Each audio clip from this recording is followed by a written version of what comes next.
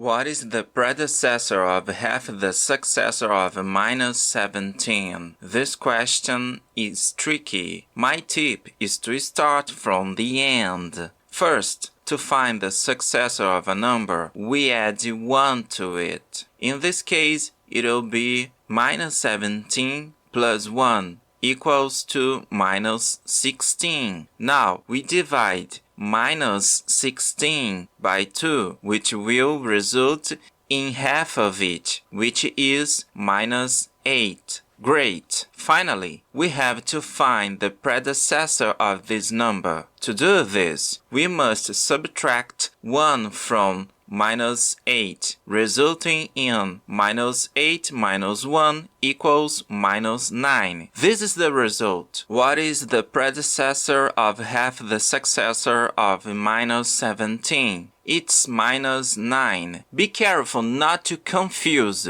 predecessor with successor of negative numbers. Many people may have chosen option A, minus 7. However, minus 7 is the successor of minus 8, not its predecessor. If necessary, use the number line and subscribe for more content.